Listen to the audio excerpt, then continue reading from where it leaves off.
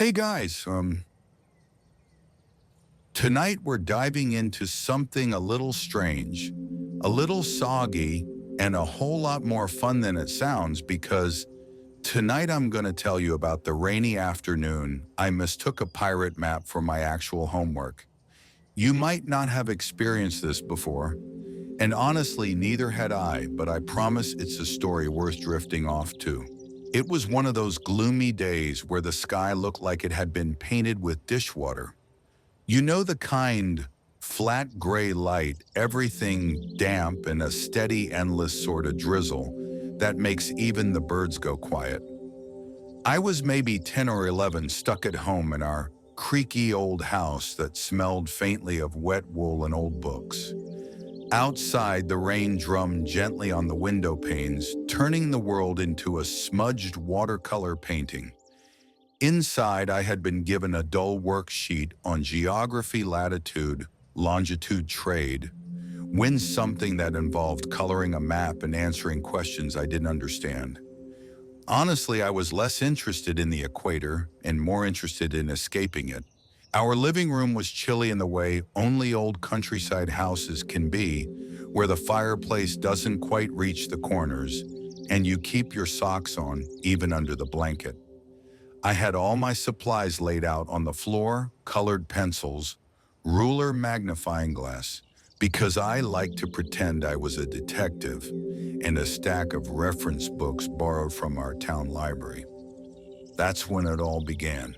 I picked up a thick leather-bound encyclopedia titled The Illustrated World of Trade and Travel, which sounded just boring enough to maybe help me finish the worksheet. The cover creaked as I opened it, and something thin and yellowed fluttered out from between the pages. It landed face down right on top of my assignment. I picked it up. It was stiff, textured like parchment, and clearly very old, maybe older than the book itself. On one side, a mess of inked lines, curving symbols, and scratchy handwriting had been scrawled with real flair. There was even a compass rose in the corner and a very dramatic-looking X on the left-hand side. It smelled faintly of attic dust and something else. Maybe cinnamon. I tilted my head. Could this be part of the book, a reproduction of an old trading map? My sleepy brain, already numbed by too many questions about the Tropic of Capricorn, began making leaps. It must be the example map I said aloud to no one in particular.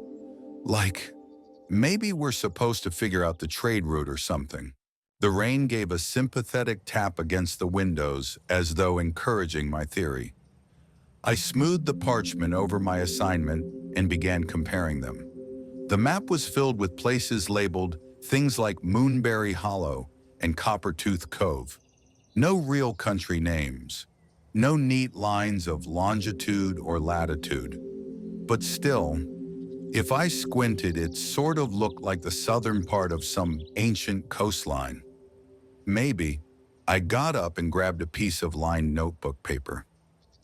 I began copying down the names I could read. Some were smudged, and one was completely crossed out in thick black ink. I circled the X with my pencil. Below it, in tiny cursive, were the words "just beneath the crooked branch." Now, if this had been a proper school assignment, there would be an explanation, something like, in 1764, merchants brought spices from, and so on. But there was no explanation, no instruction, just the map and that curious little phrase. I stood up and looked around the room, suddenly alert. The radiator hissed in the corner, and the clock on the mantel ticked lazily. My dog Pickle lay snoozing on the rug, one ear twitching with every thunder roll. Was this a prank? Had someone slipped this into the book as a joke? Or was this one of those educational treasure hunts, a library-sponsored thing?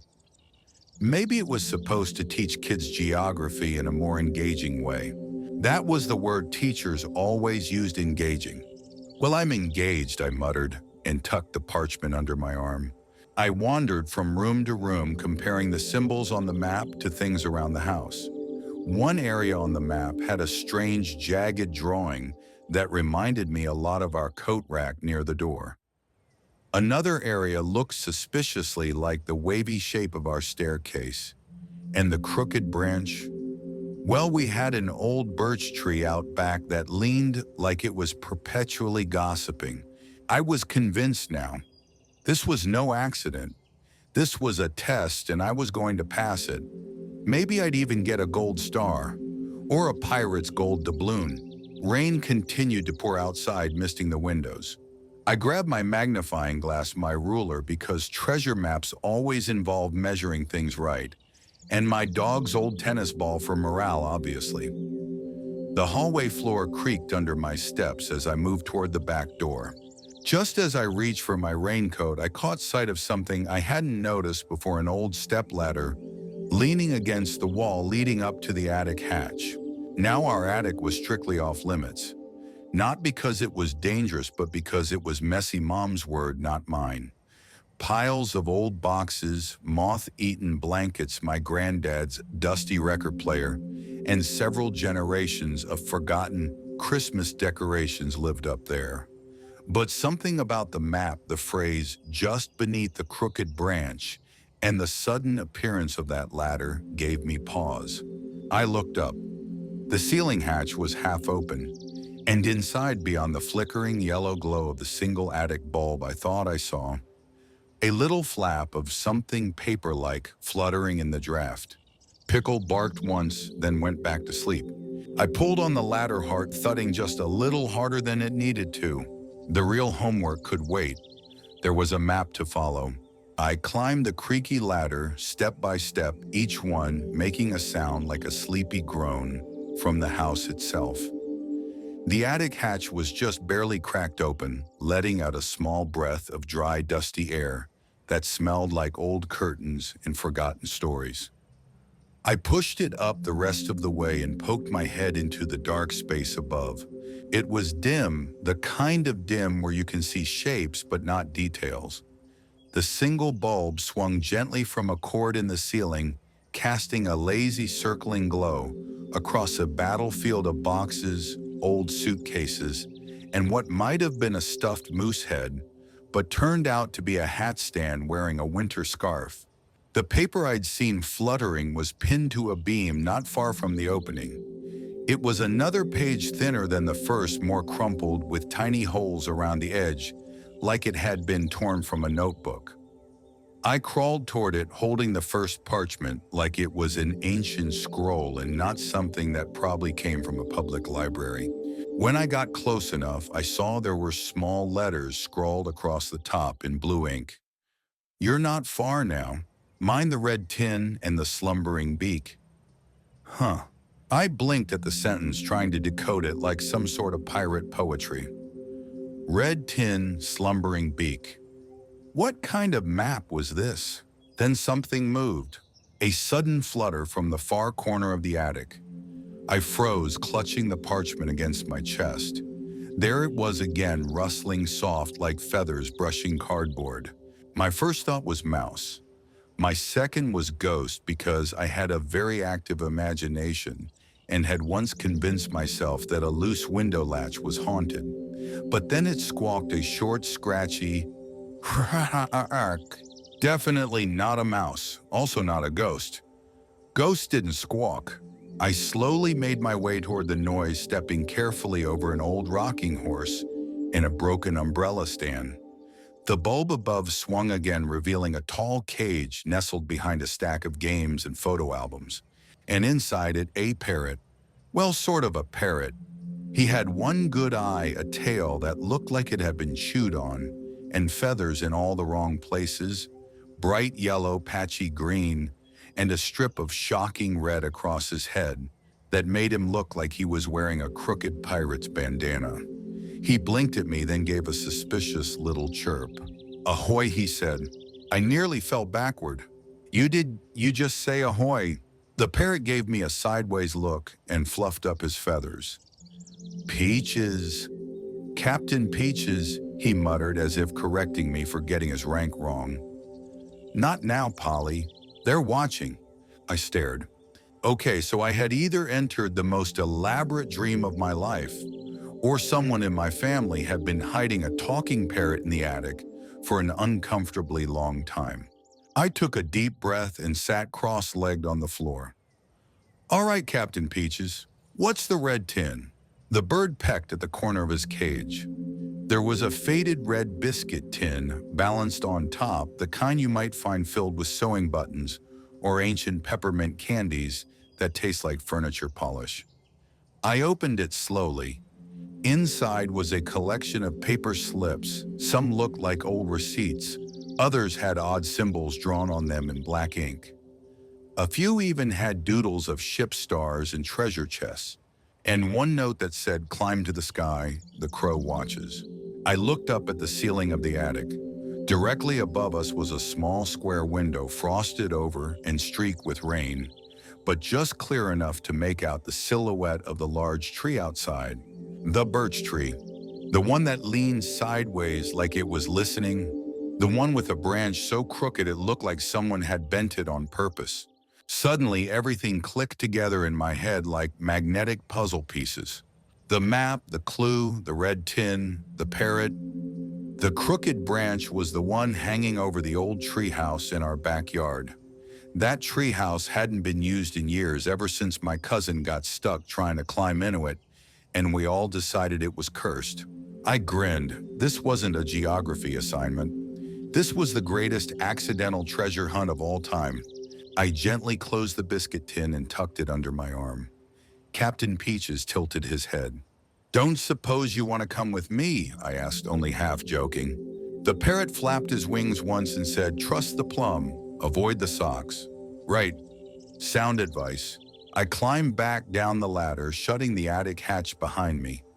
The biscuit tin was heavier than I expected, and the rain outside had softened to a gentle mist. I looked out the window, my reflection smudged against the glass, and saw the crooked birch branch stretching toward the old treehouse. The map's X suddenly made sense, and if I could trust a parrot with a pirate name, then the next clue was waiting for me up in the sky. Downstairs, Pickle was still sleeping, undisturbed by my attic adventure. I scribbled a quick note to my parents. "Doing geography project in treehouse, don't worry," and grabbed my rain boots. My coat squeaked as I tugged it on. The biscuit tin rattled in my arms like it was eager to get going. I stepped outside into the cool hush of the rainy afternoon. The scent of wet earth and mossy stone filled my nose. My boots made a satisfying squelch in the muddy path as I made my way to the tree. This time the homework could wait. I had a treasure to find.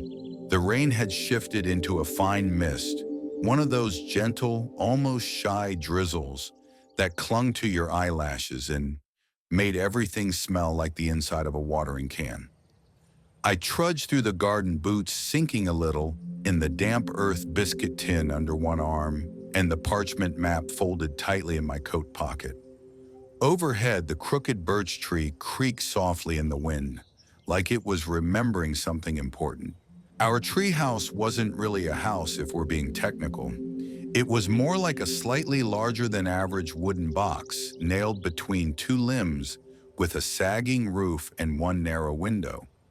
My grandfather had helped build it when I was little, back when I was too short to climb the ladder on my own. Since then, it had become more of a museum than a play space, filled with abandoned toys, half-finished summer crafts, and the eternal smell of damp wood and pencil shavings.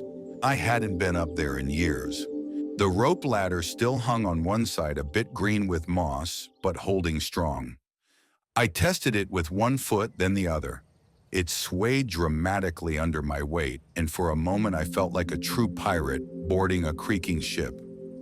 I almost called out "aye" just for the fun of it, but Pickle was watching from the back door, and I didn't want to alarm him. Climbing up, I passed the familiar marks on the bark, places where I had once carved my initial spots where ivy had tried and failed to take over. The birch branch curved above me like a question mark. The crooked branch. This had to be the place. I hoisted myself into the treehouse and let out a quiet breath. It was exactly as I remembered it, dusty, a little musty, but somehow still cozy. There was a small crate in one corner with a chipped teacup inside it, a pair of plastic binoculars, and a deck of playing cards warped from old rain. A tiny flag I'd once made from a dish towel still fluttered limply on its stick in the corner. I settled cross-legged near the window, the map spread out beside me, the biscuit tin between my knees. Rain tapped gently on the roof. From up here, the garden looked like a forgotten world, overgrown with ivy dotted with puddles and framed by the shivering green of the hedges. I unlatched the tin and began pulling things out slowly. I hadn't looked through everything, yet only peeked. Now, with the light from the little window and the safety of the treehouse, I could examine the clues more properly. First, a tiny brass compass with a cloudy glass cover. It spun once, then stopped dead south. I tapped it gently. It didn't move. Second, a folded napkin with a child's drawing on it, a pirate ship with big googly eyes for sails, and a dog in a crown standing at the wheel. Third, a list of what appeared to be provisions in a neat child's print. 1 tin of peaches, 2 biscuits soggy, 1 spyglass cardboard, captain's hat, Mum's laundry basket. I smiled. Whoever made this had clearly taken their pirate duties very seriously. I turned back to the parchment. The ink was faded, but the line leading from the crooked branch curled right into a spiral shape that looked suspiciously like a plum tree. Our plum tree just on the edge of the yard near the garden bench. At the center of the spiral, a perfect cartoonish X. I leaned back, laughing under my breath. This map, it's of our garden. Someone made a pirate treasure map of my actual backyard. It was brilliant. So brilliant that I almost forgot this was all the result of trying to avoid real homework. I wondered again who had created it. A sibling from the past, a neighbor's kid. Maybe someone who used to live here before us. The rain picked up slightly, making the roof thrum softly like a giant heartbeat. I peeked out the window toward the plum tree. Even from here, I could see the place where the grass looked slightly disturbed, maybe a mole or maybe something else. I grabbed the biscuit tin, folded the map carefully, and made my way back down the ladder. By the time I reached the tree, I was already soaked through the sleeves, but I didn't care. I knelt beside the plum tree right where the curved line had ended and ran my fingers through the wet grass. The soil was soft, eager to tell secrets. I found the first edge of something hard and metallic just a few inches down. I dug with both hands, pushing aside mud and roots and a few startled worms. After a few minutes, I pulled out a rusted tin lunchbox with faded red paint and the remains of a smiling cartoon frog on the lid. Inside, wrapped in wax paper, was a small envelope. It was damp at the corners, but still sealed. I held it like it might vanish if I wasn't careful. On the front, written in careful pencil, it said, "To the next captain, from Elsie, age 11. My heart gave a tiny hop. Who was Elsie? Had she lived here? Or had she just played here like me and decided to leave a piece of her adventure behind? The envelope was sealed with a bit of red wax, slightly cracked but still holding. I slipped it open and pulled out a letter on lined notebook paper folded 3 times. The handwriting was tidy, looping a little, and written in blue ink. Dear Captain, if you found this, that means the map worked. I hope you didn't get too muddy. This was my last mission before moving away, and I didn't want to leave without a final adventure. So I made this treasure hunt for the next brave explorer. Inside the tin, you'll also find a badge. You're the new captain now. Take care of the crew. And don't let anyone tell you pirates aren't good at geography. Fair winds, Elsie, former captain. Sure enough, tucked at the bottom of the tin was a round badge made from cardboard and tinfoil. On it, in big marker letters, was the word captain with 2 glittery stars glued on. I held it in both hands, grinning like an idiot, soaking wet and covered in mud. Elsie, wherever you are, you made a very boring rainy afternoon into the best adventure I'd had in years. And the best part, I still had homework to finish, but now I had a story to tell with it. Back inside, I left muddy boot prints all the way from the back door to the kitchen, where Pickle greeted me with one sleepy eye and a wag of his tail that said, "You smell like worms," and I respect that. I gave him a quick ear scratch and whispered, "We found treasure like it was a secret meant only for him and the ghosts of our house." I peeled off my wet coat and wrapped the biscuit tin in a towel.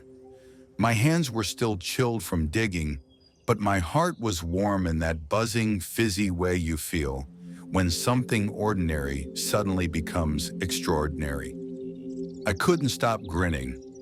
I had just unearthed a childhood time capsule made by someone who clearly shared my deep belief that pirate maps should absolutely be part of the school curriculum. I tiptoed past the hallway mirror, caught a glimpse of my muddy cheeks and windswept hair, and laughed. I looked like a real explorer, or at the very least a backyard adventurer who had lost a polite duel with the weather. I sat cross-legged on the living room rug again, the same place where this whole strange journey had begun. The rain had settled into a soft pattering now, like fingertips gently drumming on a windowsill, and outside everything glowed in that silver light you only get after a proper soaking. The parchment map was still spread on the floor. Now looking at it with fresh eyes, I could see the care someone, Elsie, my fellow junior pirate, had taken to design it.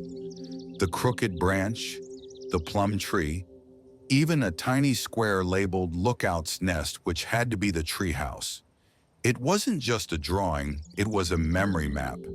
A version of the world where adventure could be found in every leaf, every muddy footprint, every rusty lunch tin. I pulled out the captain badge again, the glitter stars winking at me like they knew a joke I hadn't figured out yet. The wax paper it had been wrapped in was still damp, but I carefully unfolded it to use as a kind of display case. I laid the badge inside, smoothed it down, and tucked Elsie's letter beside it. There was still one item I hadn't looked at properly, an extra sheet folded tightly and hidden behind the provisions list. I unfolded it slowly, half expecting another riddle or a clue to some even grander treasure buried beneath the compost bin. Instead, it was a report card. Not a real one, a pirate's report card. It had 6 subjects listed. Treasure estimation, B+. Map reading, A.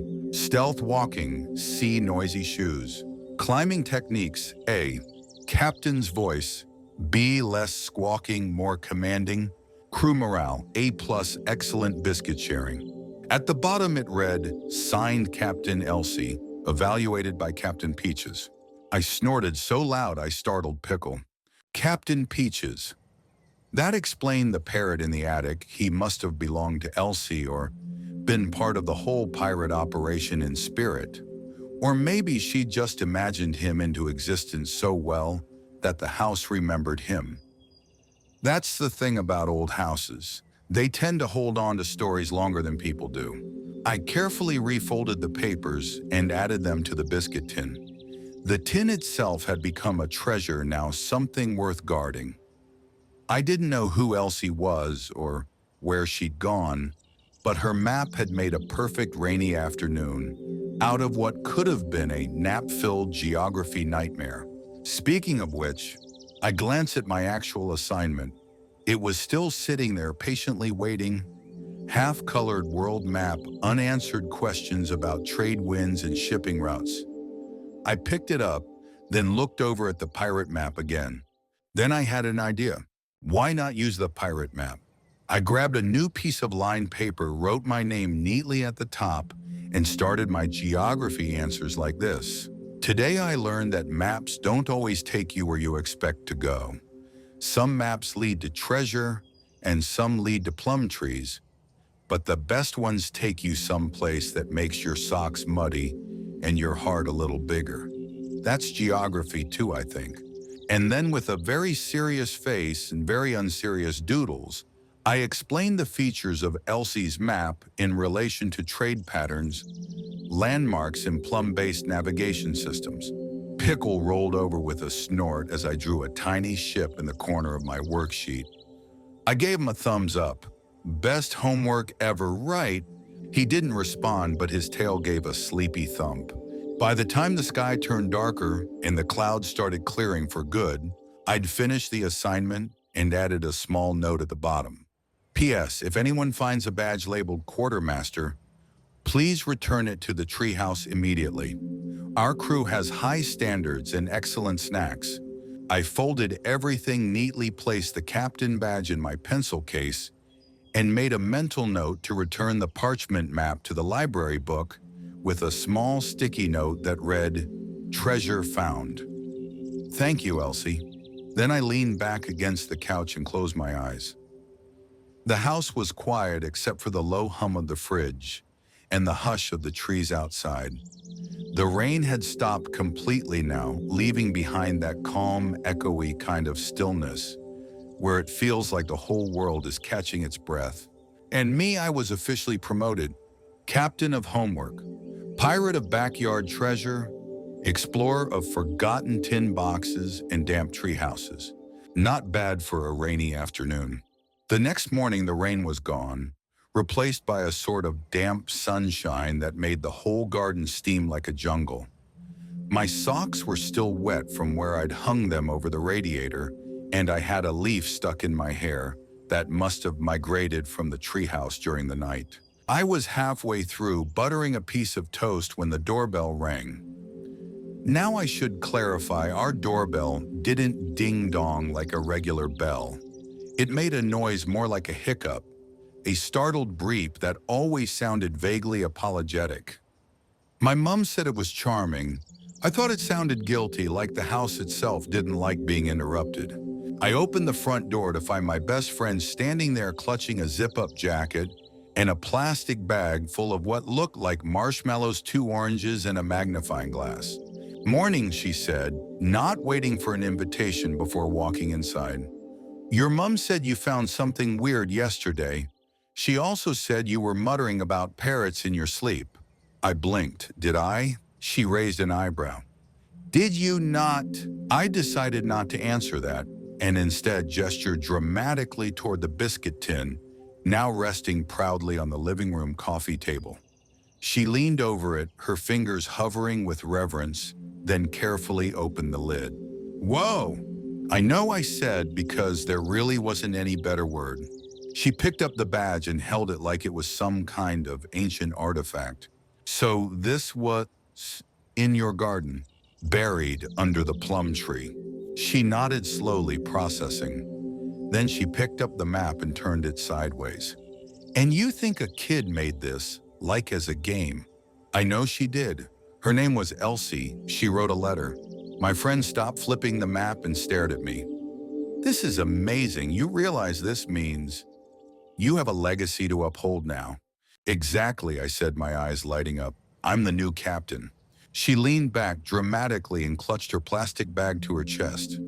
"Then I suppose I must be your loyal quartermaster. I brought snacks. I hope they're not soggy biscuits." She laughed. "Wouldn't be proper treasure hunting without them." We spent the rest of the morning in the treehouse, reorganizing it like it was the control room of an actual pirate ship. We swept out the corners with an old broom we found in the shed, hung up the map with clothespins on a bit of string, and turned the plastic binoculars into an official spyglass using black tape and lots of optimism. Captain Peaches, of course, was still in the attic. When I cracked open the hatch and peeked inside, he gave a very regal "back so soon" before waddling to the edge of his cage. My friend gawked. "That is a talking parrot." "Told you. You didn't say he had opinions." Captain Peaches blinked, then squawked. "Less talking, more treasure." "Noted," my friend said solemnly. We placed one of the marshmallows beside his cage and saluted him like he was the admiral of the high beams. Then we retreated back to our ship or treehouse, where I began drawing a second map. One that marked all the places we'd rediscovered: the lookout's nest, The crooked branch, the plum hoard, the garden gate of no return, which was just the squeaky gate at the end of the hedge, and a few places we hadn't explored yet but planned to. My friend leaned over the map as I drew chin in hand. "We should add our own treasure," she said. "Something for the next kids. You think someone else will find it. Maybe not tomorrow, but one day, maybe years from now." We looked at each other in that way you do when you both realize you're building something that might outlast you, like a treehouse or a story, or a very shiny badge made from tinfoil and hope. We decided to make a new tin. We took an old lunchbox, I had 3, don't ask why, and filled it with the new map we drew together, a pack of glittery stickers for rank assignments, 2 peppermints, a handwritten note that said, "If you're reading this, you're one of us now.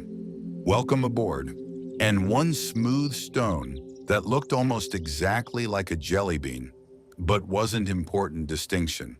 Then we buried it beneath the far corner of the garden, just past the overgrown flower bed that had long ago been overtaken by clover. We marked it on the new map, circled in gold pen, and labeled it the next chapter. By then the sun had reached its highest point, and the clouds from the night before had entirely vanished. The grass was still damp, but the air smelled like summer's elbow, warm and slightly grassy with a hint of mischief.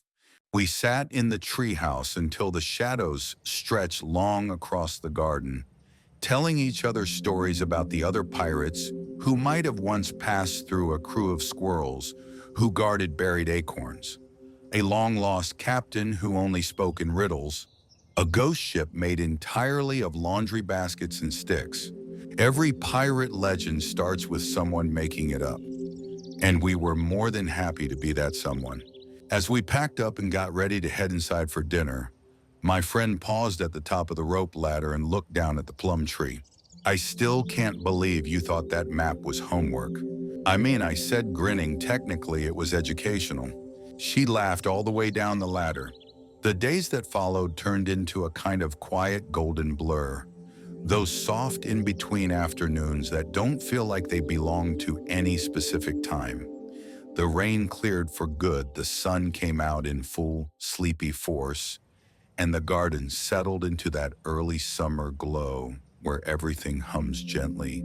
The leaves, the bees, even the dirt itself. I spent most of my afternoons either in the treehouse or wandering the garden with Pickle, who had developed a suspicious fondness for sniffing the plum tree and wagging his tail in the exact spot we'd unearthed the original tin. Maybe he thought we were playing some sort of long game with buried biscuits. I didn't correct him. Every good pirate needs a loyal dog, and every loyal dog deserves to believe he's chasing treasure. The second map my friend and I made started growing first, with little sketches of landmarks we found: the cracked gnome tunnel of ferns, the shed of eternal spider webs, and then with events we made up entirely. One afternoon, we claimed we'd spotted a ghost ship floating in the neighbor's birdbath. Another day, we decided Captain Peaches had sent a secret message via feather flutter, though the feather may have just been from a passing pigeon. We called it the ongoing map, and we agreed to keep adding to it until the summer ended, or the paper fell apart, whichever came first. But one afternoon, something changed. I was up in the treehouse alone, drawing tiny stars in the margin of the map, when I noticed something I hadn't before. At the bottom corner of the original pirate map, Elsie's map, there was a series of faint dots. They weren't part of the coastlines or the decorative flourishes. They were like trail marks, a path leading away from the main spiral of the plum tree. I hadn't paid them much attention before, assuming they were part of the paper's aging or maybe a water stain. But now that the sun was hitting the map just right, I could see they formed a perfect little arc, like footsteps tiptoeing away. And beside them, in faint, almost invisible ink, were the words "Second Treasure." Don't tell Peaches. I sat up straighter, heart thumping in that quiet, secret kind of way. Second treasure. Esikanata 40 Finons. I grabbed a pencil and carefully traced the dot pattern onto a fresh sheet of paper. I had to tilt my head and close one eye to follow the trail, but it clearly curved past the treehouse, then looped toward the edge of the garden fence, where the hedgerows grew thick and unruly. Pickle was dozing under the treehouse ears, twitching in his sleep. I dropped the ladder, quietly climbed down, and whistled low. He perked up instantly, the scent of mystery apparently stronger than nap time. We made our way to the far edge of the garden behind the old compost bin, where no one ever went unless it was autumn, and the smell was truly unavoidable. I crouched low, comparing the faint map trail to the shape of the garden. The map was whimsical, sure, but it was also weirdly accurate. The dots ended near a big flat stone half buried in the ivy. Pickle sniffed it thoroughly, then pawed at the edge. I knelt beside him and began scraping away the leaves. Beneath the stone was a small metal tin, different from the biscuit one. This one was round with a lid that popped off with a satisfying plonk and revealed a single marble. It was glass, pinkish red, with a swirl of gold inside, like a little galaxy trapped forever. Beside it, wrapped in a folded scrap of notebook paper, was another note from Elsie. "You found it. This marble is special. It came from my grand's shelf, and she said it holds good dreams." I don't know if that's true, but I always imagined it did. Keep it safe, or pass it on. Either way, don't tell Peaches. He thinks it's an egg. I laughed so hard I had to sit down in the grass.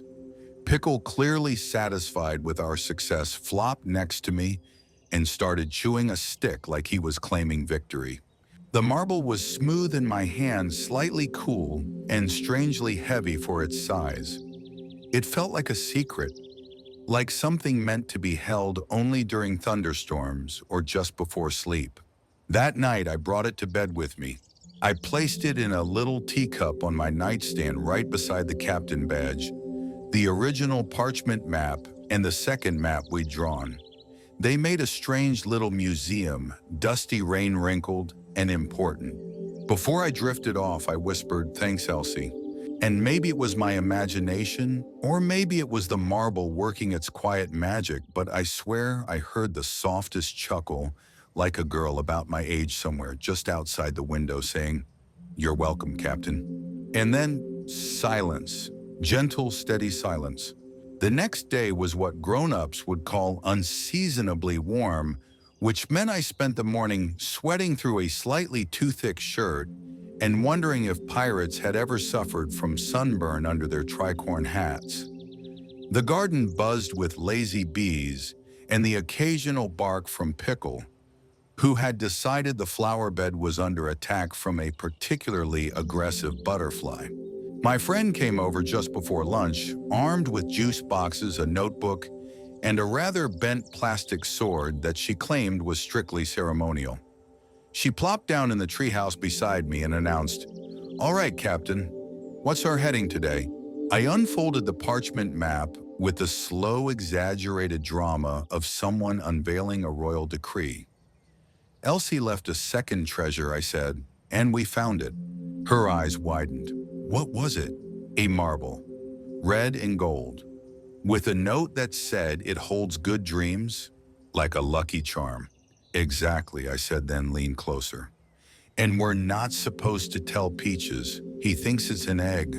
She snorted, which turned into a full-blown giggle. That parrot is honestly the weirdest part of this whole. We both glanced instinctively toward the house, where the attic window peeked through the top floor like a sleepy eye. It felt like Captain Peaches could be watching us at any moment, judging, plotting, waiting for someone to accidentally leave a cracker unattended. We added the marble to our official ongoing map, marking it as the Dream Galaxy egg. Do not hatch. Then we got quiet. There was something about that discovery that had shifted the tone of our game. Up until now, it had all felt playful and silly, a rainy day adventure. But now, with the marble tucked safely in my teacup at home and two separate treasure tins accounted for, it all felt a bit more real. It's kind of amazing, she said after a while, lying on her back and staring up at the slats of the treehouse roof. Elsie left this whole trail, like she wanted someone to follow it, not just for fun, but so they wouldn't feel, I don't know, alone. I didn't answer right away. The breeze rustled the leaves outside, and for a moment it felt like the tree itself was listening. I think you're right, I said quietly. It's like she made space for someone else to step into the story. And now that someone else was us. We spent the next few hours doing what I can only describe as serious pirate planning. We made a list of future missions. Map the gnome tunnels, probably imaginary but worth checking. Invent a system of pirate currency using bottle caps. Create a code language involving bird calls and exaggerated winks. Design official crew patches to be drawn on socks because neither of us could sew. It was the kind of planning that didn't require actual results, just imagination and a bit of glue. At one point, while we were trying to construct a spyglass out of cardboard and tin foil, which unfortunately looked more like a mashed-up burrito, my friend paused and said, "What if we left something behind too? Like Elsie did." I looked up. "You mean for the next captain?" She nodded. "Yeah, keep the story going." We sat in silence for a bit, thinking. Eventually we settled on this: each of us would write a small letter. Not a story or a list, but a real letter. To someone we hadn't met yet. A future kid, maybe years down the line, who stumbled upon the treehouse and the map and wondered what in the world they'd found. We each wrote on tiny scraps of notepaper. To the next person who finds this, you're not lost. You're part of the crew now. And there's always room for one more pirate. Just bring snacks. Fair winds and muddy boots. The captain and quartermaster. We tucked the letters into an envelope, sealed it with a sticker shaped like a star pirate tradition, and hid it beneath a loose plank in the treehouse floor, right beneath the milk crate we called the helm. We also added a set of crew rules which included no judgment if you wear socks with sandals. Always feed the parrot even if he's rude. No adventures without a proper snack.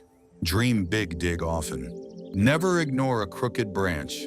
That night after my friend went home and the sun dipped below the hedge line, I climbed back into the treehouse one more time. Just me and the fading gold light. I sat cross-legged in the center map beside me, breeze fluttering the edges like sleepy wings. I took out the red and gold marble and held it up to the last bit of sunlight. It caught the light just right. The gold swirl inside looked like a tiny storm frozen in glass, or maybe a path twisting and glowing, waiting for someone brave enough to follow it. I closed my hand around it gently and whispered, "I'll keep the story going." And for the first time in a while, I didn't just feel like a kid avoiding homework. I felt like someone stepping into a legacy. The following weekend, something unusual happened. My mom found the map. Now, to clarify, she wasn't snooping. She'd simply been vacuuming the living room, her version of a Saturday ritual that involved loud jazz music, floral-scented dust spray, and talking to herself in increasingly dramatic tones, like the vacuum was a misbehaving child. In the chaos, the map had slid out of my notebook onto the carpet. When I came downstairs, still groggy and with pillow lines on my cheek, she was holding it carefully by the corners, like it might self-destruct. "Darling," she said slowly, "is this part of your geography assignment?" I blinked, technically. She squinted at the swirling lines, the stars, the plum tree spiral, and the note that read, "Gnome HQ, do not disturb unless authorized." Then she smiled. "This is absolutely wonderful. I haven't seen a map like this since I was a kid. Did you make it?" I paused, unsure how much to explain. It started as someone else's. Elsie. She left it behind. I sort of picked up where she left off. To my surprise, Mum's expression didn't shift into the usual parental concern that means, "Are you okay? Do we need to talk about reality versus fantasy?" Instead, her smile deepened in a way that made her look younger, like she was remembering something from her own childhood. I had a friend like that, she said softly. We used to dig behind the compost heap for quartz treasure, buried a bottle full of fireflies once, claimed they glow forever, never found it again. She paused, but it was real. That part stuck. We sat together on the couch and I told her about the biscuit tin, the captain badge, the marble, and Captain Peaches. She laughed at the parrot's egg paranoia and nodded with approval at our ongoing map. Then she reached into her coat pocket and pulled something out, a folded piece of paper, soft with age. This, she said, was my old club charter. I found it last summer in a cookbook. We called ourselves the Mudlight Explorers. All it said was, "We believe in what we bury." I stared at the words for a long moment. Then I tucked the paper beside Elsie's map. That afternoon, I invited my friend over and we updated the treehouse bulletin board, aka the back wall, where we stuck things with tape and hope. We added the Mudlight Explorers Creed and labeled it Founding Document Ancestral Edition. That's when we decided to host the very first Pirate Garden Summit. The rules were as follows. All crew members must wear one piece of red clothing. A story must be told but cannot be interrupted. There must be cake. Mum helped with this rule. We made invitations out of torn notebook paper and delivered them by hand to exactly 3 people. Our neighbor's son who liked dinosaurs, my cousin who liked secrets, and my older brother who rolled his eyes but showed up anyway because there was cake. The summit took place in the treehouse, of course. We crammed ourselves in, passed around slices of banana bread, and took turns telling stories of the great finds we'd made that summer. Most were entirely made up. One was about discovering Atlantis in a puddle. Another claimed the parrot could read minds. I told them about Elsie, her map, and the treasure under the plum tree. Then I brought out the marble. Everyone leaned in. I placed it in the center of the floor, where the last light of the afternoon caught it like a candle. We think it holds dreams, I said. Good ones, but only if you believe in them. No one laughed, not even my brother. We passed the marble around in silence. Each of us held it for a second longer than we needed to. When it came back to me, I placed it back in its teacup and promised to keep it safe until the next summit.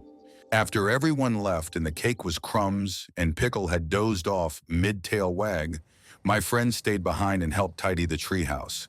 She paused while sweeping glitter bits into a pile and said, "You know what we should do next?" "What, Tina?" with him. Right to Elsie. I blinked. "You think she's out there? Still? Maybe. Maybe not." She shrugged. "But someone should tell her," the story went on. We wrote the letter that night by flashlight. "Dear Elsie, your treasure was found. The badge was worn. The marble still glows. You didn't just leave a map, you left a mission. And we've taken it on. The treehouse is full again. The stories haven't stopped. Thank you for believing someone else would find it." With warm socks and muddy hands, the new crew. We didn't have an address, of course, so we folded the letter into a paper boat, sealed it in a jar, and buried it beneath the hedge beside the compost heap, right where dreams go to grow roots. Summer did what summers always do. It stretched, shimmered, and then quietly began to pull away. The air turned softer in the evenings with that cool breath that whispered the school year was sneaking back in, even if the days still smelled like clover and sunscreen. We didn't stop our adventures, not exactly, but they started to take on a different rhythm. More quiet mornings in the treehouse, more drawing than digging, more looking through the telescope, which was now just an empty wrapping paper tube with certified stargazer written on the side, and less pretending to see sea monsters in the neighbor's pond. One afternoon, we found a robin's egg cracked open under the lilac bush. The inside was clean empty, like a secret already told. We wrapped it in a leaf and put it in the treasure tin as proof of flight, then added a note beneath it. "One of us will fly someday." We started calling ourselves the archive team. That was the new mission record, the stories, the fake ones, and the real ones with no pressure to tell them apart. One of the best things we recorded was the day we found the third tin. It happened during one of our inventory sweeps where we combed the garden in neat zigzags like over-enthusiastic detectives.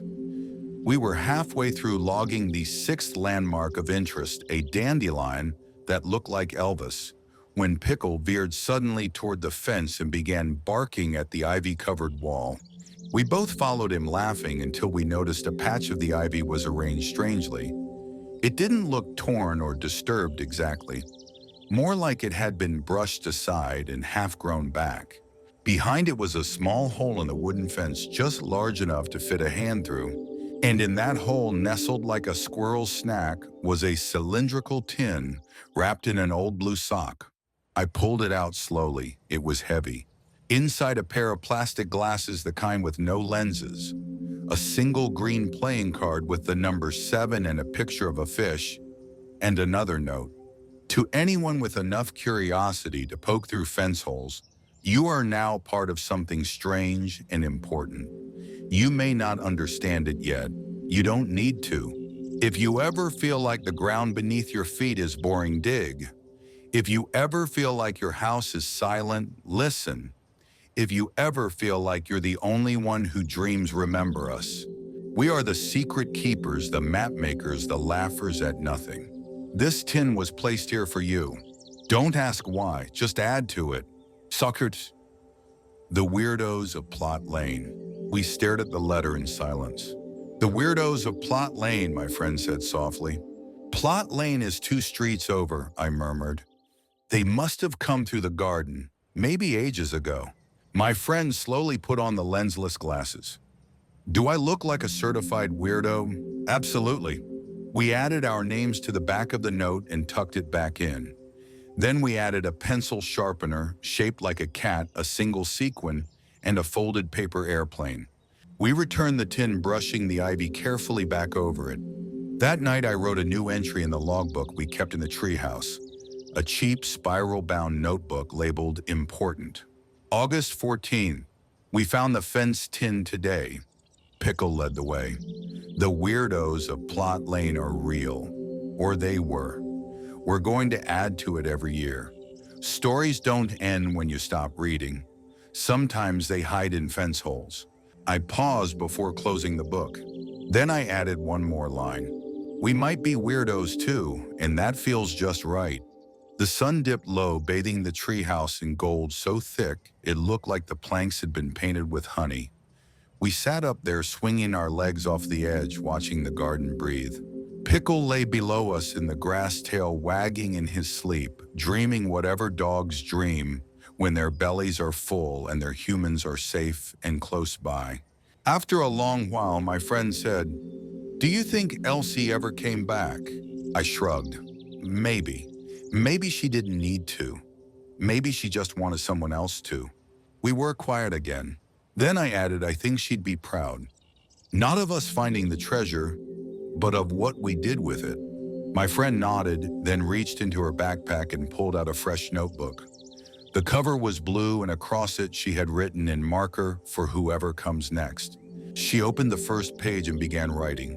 Dear future explorer, you are not the first and you won't be the last, but you are important because you are here. And that means the story is still going. We left that notebook in the treehouse before we climbed down for dinner. And somehow, knowing it was up there, waiting open full of empty pages, made the whole world feel just a little more magical. The last week of summer arrived quietly, the way a cat enters a room, unannounced but unmistakable. The mornings were cooler now, and the light had that slight golden tilt that made everything feel softer, slower, more important. On the final Sunday before school, I climbed into the treehouse alone. My friend was away visiting her cousins, and the others from the Pirate Garden Summit had scattered into end-of-summer things, trips to the lake, back-to-school haircuts, last-minute sprints to finish reading lists. It was just me, the late afternoon breeze, and Pickle, who sat at the base of the tree like an honorary sentry. The treehouse looked exactly the same, but something in the air felt different. Maybe it was the stillness. Maybe it was knowing that this particular kind of summer wouldn't come back in quite the same way again. I opened the treasure tin, the original one, the biscuit tin with the rusted corners and faint smell of old sugar, and pulled out the badge. It still sparkled even in the dim light. I pinned it to my shirt and sat cross-legged with the marble in my palm, the map beside me like an old friend. Captain Peaches hadn't made any dramatic appearances lately. The last time I checked on him, he'd said nothing at all, just blinked at me once and plucked a seed from his dish with great dignity. I had the quiet sense that his work, like Elsie's, might be done for now. I took out our logbook, now a little thicker from all the entries and doodles and smudged fingerprints, and turned to the final page. August 29th. Today's the last day before everything changes. Again. But I'm not sad. I think adventures don't really end, they just go quiet for a bit. They wait for you. Or someone else. The badge still fits. The map still makes sense. Pickle still thinks we're chasing squirrels. And I still believe in what we buried. I closed the book and tucked it into its place in the milk crate beneath the seat. I glanced at the Future Explorer notebook and smiled. It already had 3 new entries from people who'd found the treehouse when we weren't around. One had drawn a spaceship. Another had written a poem about gnomes. The third had simply left their name, Arlo, age 6. Crew status snack officer. I spent the rest of the afternoon making one last update to the ongoing map. I drew a star over the plum tree and labeled it The Beginning.